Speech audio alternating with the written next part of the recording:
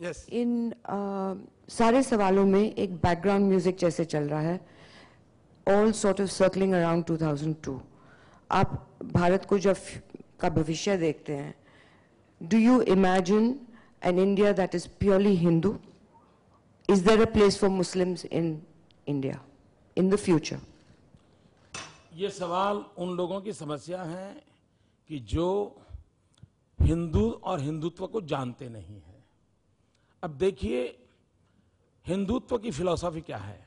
वो कहता है एकम सत विप्राह बहुधा वदंती.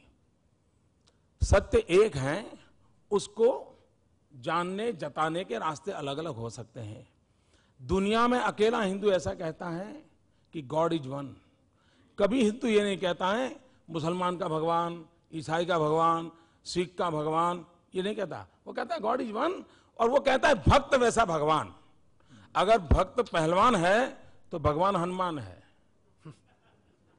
जहां पर ये फिलॉसफी पनपी हो, वहां पर ये सवाल उठने का कारण ये है कि उस हिंदुत्व को हम समझे नहीं है. दुनिया में कोई ऐसी घटना नहीं है. आप देखिए, इजराइल का एक ऑफिशियल बुक है, इजराइल का ऑफिशियल बुक है. उसने ये कहा है कि कोई ये ना समझे कि हमें सिर्फ जर्मनी में हम पर अत्याचार हुए थे. 2500 साल में हम दुनिया में जहां जहां गए, हर जाति ने हर कहीं किसी मौके पर हम पर जुल्म किया था, कम अधिक मात्रा में.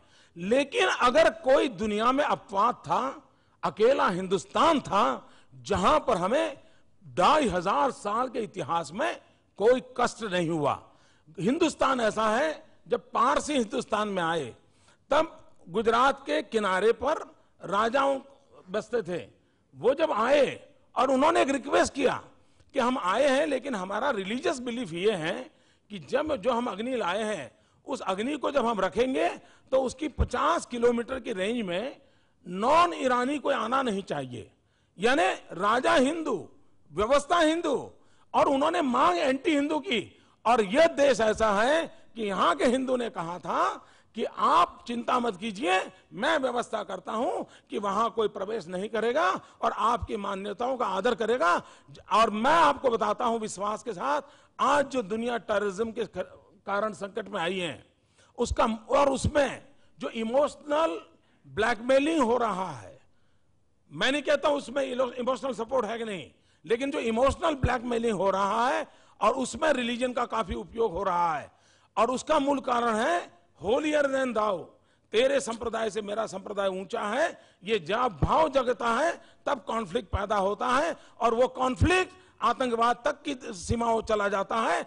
अगर कोई कहता है, हिंदू ही हैं जो सर्वसमावेशक हैं, जो कहता है आप जिस भगवान को मानते हो विश्वास से मानिए, आपको परमात्मा प्राप्त होगा. आप जिस किताब को मानते हो विश्वास से मानिए, आपको प्राप्त होगा. यह मूलतः हिंदू फिलॉसफी है. अगर इसको अगर नहीं समझते हैं और उसके कारण उसको ही क्वेश्चन कर देते हैं, तो मैं समझता हूं समस्या पैदा होती है. Okay, Luis Khurshid.